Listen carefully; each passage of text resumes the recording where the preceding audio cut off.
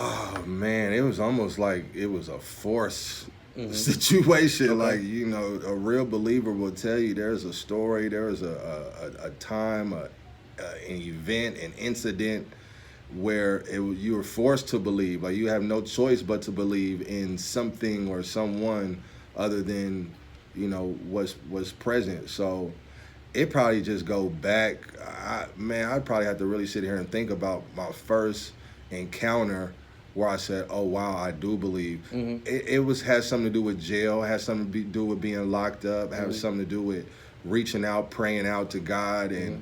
and seeing Him work and do some things where you had to tell yourself, "Okay, this was nobody but Him Mm-hmm. that made this happen." Right. You know what I mean? And yeah, to be honest, that's really probably what it was. It was probably a case I caught way back in the day where I got locked up. I thought I was gonna bail out. I went to court. They tripled my bail. Mm. You know what I mean? Like, y'all had the money to bail out. I'm trying to be slick and Mac frugal and go to the judge like, "Hey, can you lower my bail?" They looked at my charges like, "Oh no, this is too low," Yeah. and they tripled my bail. So now I'm stuck and feeling like an idiot Yeah. because I had the bread. I could just bailed out before I even went to court. And then I remember being in there praying for some things and praying on some things, and like the doors just opened Right. and said, "Okay, you could go." Like, it wasn't over, it wasn't done, but I was released. I was Yeah. free. You could fight from the street. And I think that was the beginning of me saying, like, "Oh my God," like literally, like, wow, Literally. like wow. OMG. Okay, so let's fast forward a little bit, right? Now, where are you actually from? You from Las Vegas or you from somewhere else? I mean, I love to say I'm from the East Las Vegas, by Correct. way of Louisville, Kentucky. I was Okay. born in Louisville, you know what I'm saying? Home of Muhammad Ali, Uh-huh. the greatest. I Right. said that before I even knew I was. Okay. Home of Bryson Tiller, the Louisville Slugger, Mhm. Kentucky Bourbon, all that good stuff. Yeah. Kentucky Derby, you know what I mean? And I moved to Vegas when Tupac got shot. 96. That was my introduction to Las Vegas. Okay. Tupac got shot and he died, and I cried. And Right. I was like, wow, Yeah, I cried too. this is where we're at now, huh?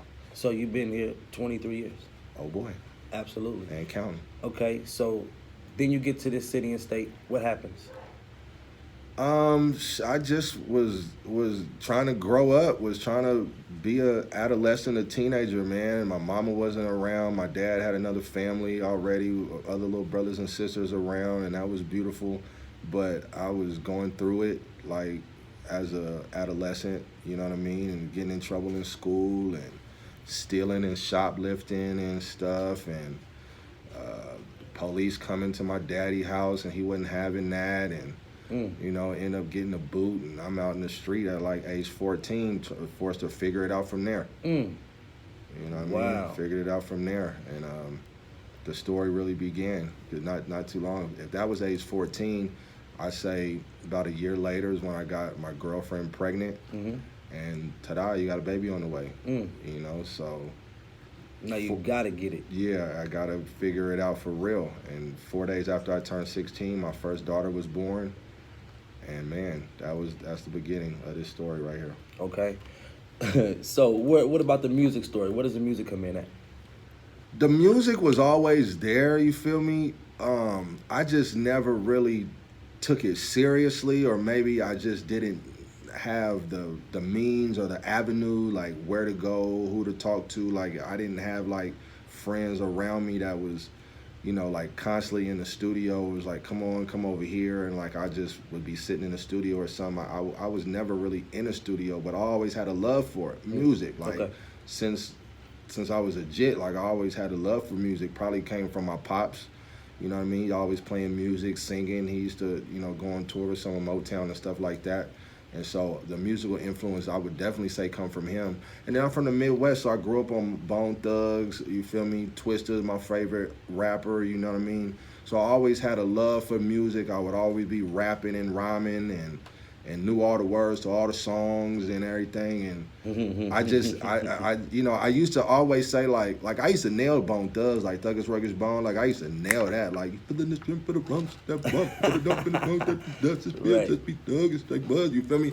And I used to just say, like, man, I could do this, I could rap like this, but if somebody wrote it for me, I could rap it. Like, just somebody write it for me, I could rap it. That's what I used to tell myself. And then somewhere along the line, I just would just come up with a clever line that rhymed, and I put two and two together. Next thing I know, I'm like, oh, that's a bar.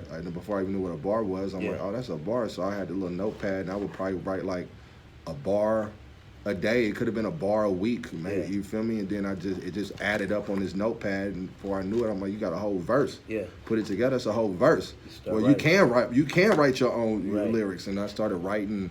I was writing a long time before I ever recorded anything. Okay. You know what I'm saying? And it was actually, I remember it was a chick back when I was like 18, 19, I had met, and she actually would push me to rap for people. Like, she would put me on the spot, like, oh, he's tight, he's nice, y'all should hear him.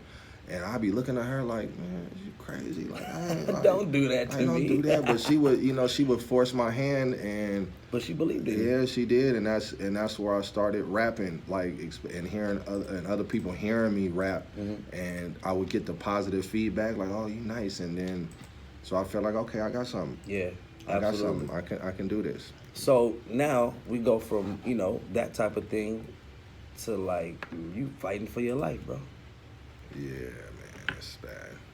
Fighting for your life, man. Yeah. And we talking about, man, the people trying to put you behind bars for a long time. Yeah, it was ugly. And that's real ugly. currently you sitting in front of me, which means that didn't happen. But God. Which means But God. not guilty. Y'all got to feel me. But God. Yeah, so tell me about that, man.